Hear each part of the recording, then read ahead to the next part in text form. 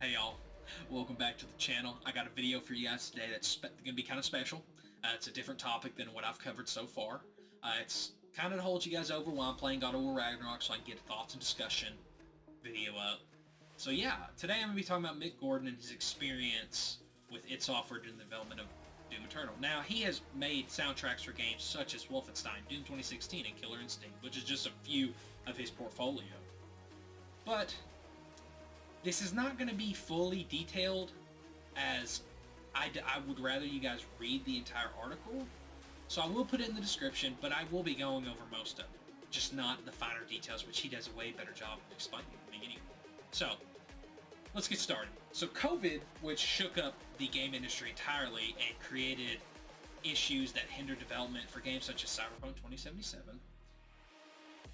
created an idea. Alright, let's get started. So, COVID, which forced everyone to go indoors, put a significant hindrance on game development, which, of course, Cyberpunk 2077 is one of those games. But Doom Eternal was no exception. And it seems that Mick was brought in during the beginning of production, which most of the levels were either being developed or weren't even off the conceptual phase. It even gets so bad that the story wasn't even finished. And was a year off from even having any of the lore built up for it as well. So, and to quote Mick, he says, "When I was signed on, it handed me a music schedule that required 2 levels scored per month. Tight, although not impossible." But this is where it begins the entire story. So, after crunching and not being able to healthily keep the schedule of scoring 2 levels per month, he proposes a solution that would give a better framework due to the nature of how the game was lacking in production. So he proposes that the framework of the music could be reworked as it approaches the final product. So what he means by that is score the game with a light song that when the game finally reaches its supposed final setting, he could make music, or he could rework the music and give it more of that finer details, as he will have the levels and the story to really make a great soundtrack. But to Marty Stratton, that was a slap in the face, as he was the executive producer, who I can't say now is a studio exec, I'm pretty sure. He issues a statement to Marty that was described as a blow-up. So Mick kept doing his all-nighters, which he'd been doing for 2 months at this point. And basically what Mick was given to make this soundtrack was blockout videos, which literally are just shapes, like blocks, that outline what the level would look like, with no textures, nothing. It's gray.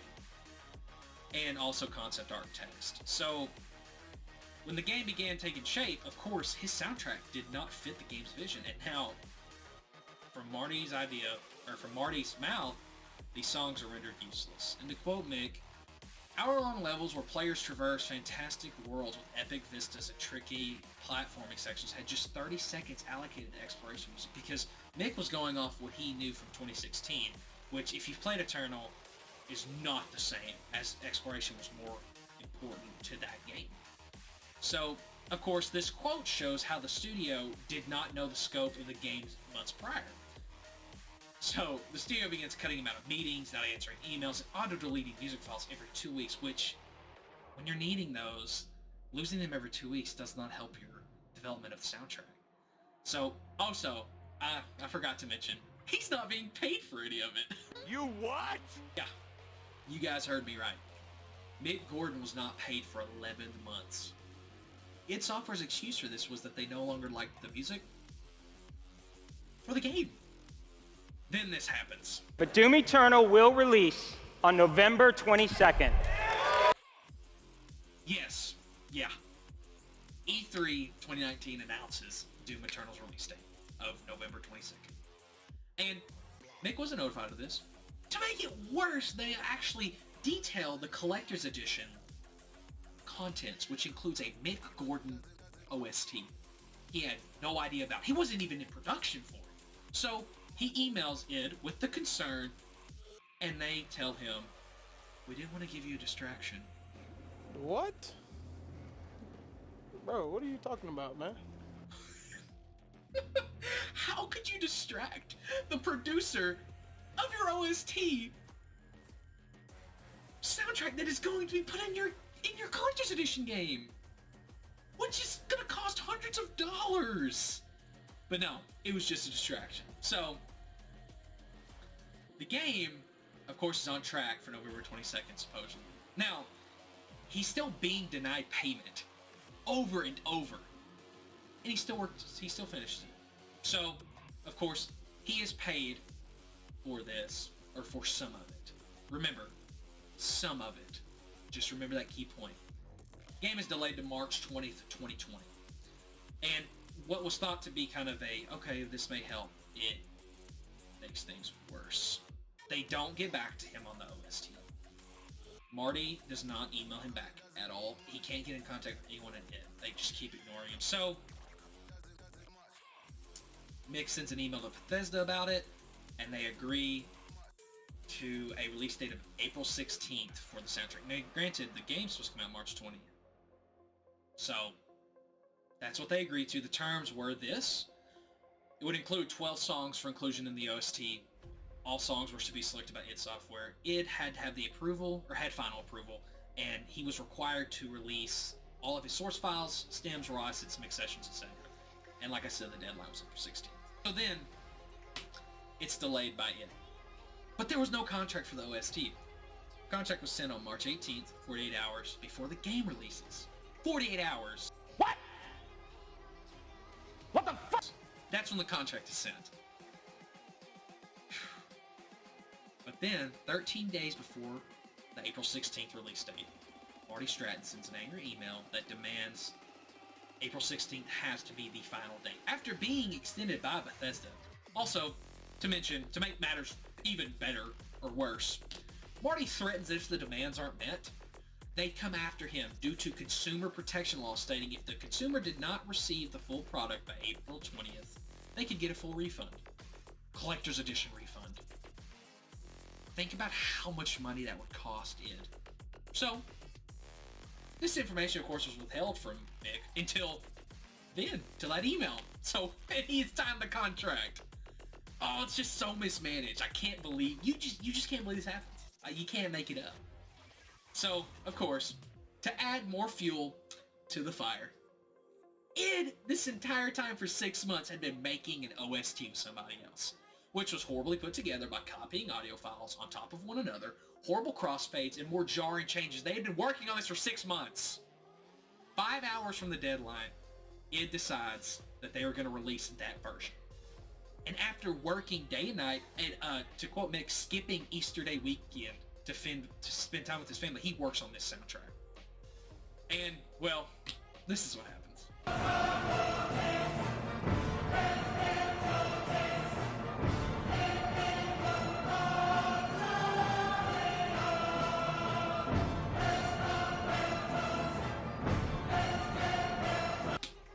So, of course, the soundtrack releases to only anger fans. Not to mention the creator of the OST, Chad Mulsolder, if I've mispronounced it, I don't care, he sucks, decides that his hard work using Pro Tools gives him credit on the songs.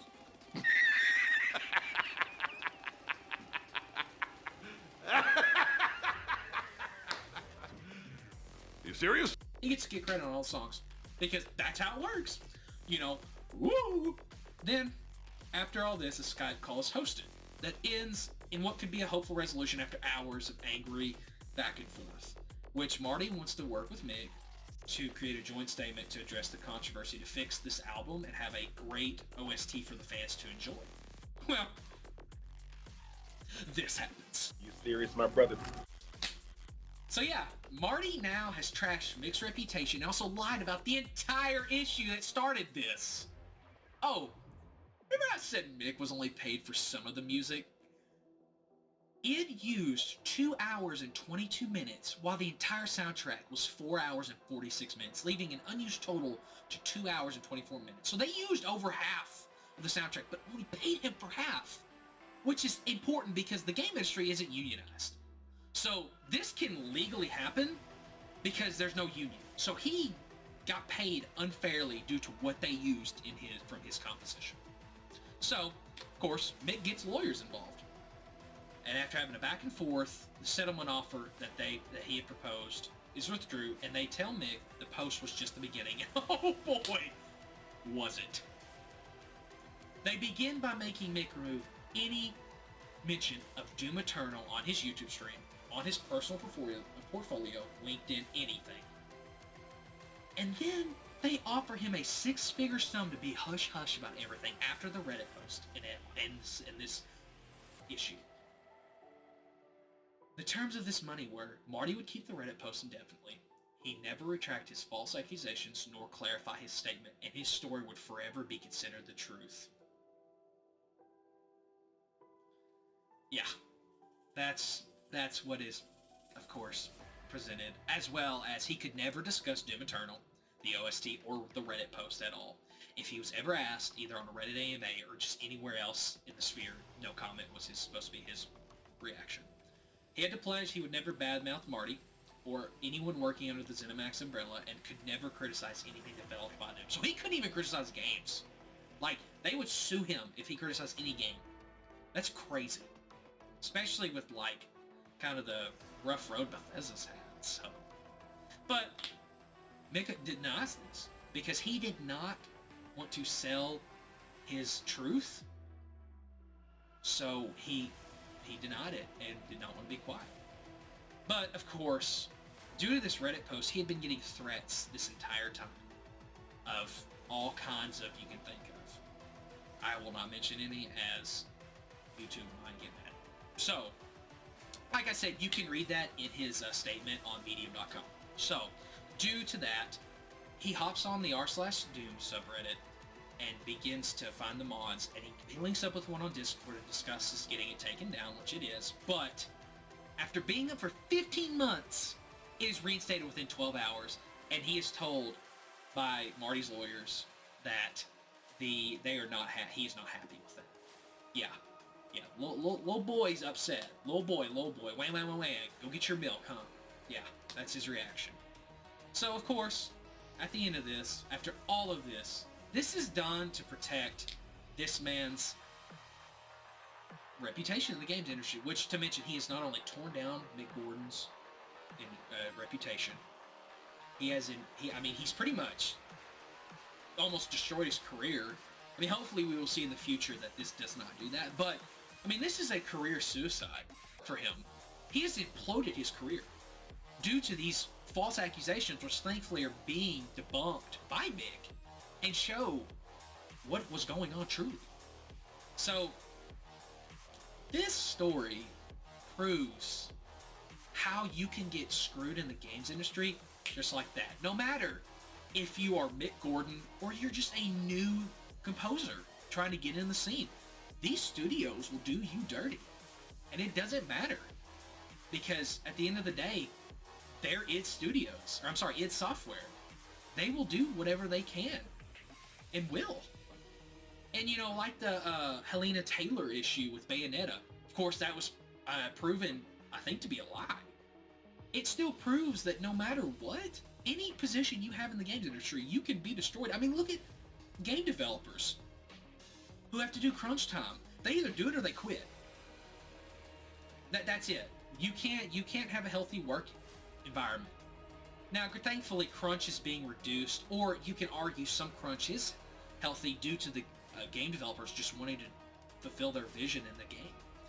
So, again, it just proves that, of course, Mick Gordon, he got dealt a bad card, and thankfully the internet is beginning to repair the issues that have begun. Now, granted, it can't all be repaired because at the end of the day this did happen, but hopefully Mick will have a successful career after this due to this statement, and hopefully it gets some repercussions from either Bethesda or Xbox, because I think this is a damaging statement to the Xbox wheelhouse.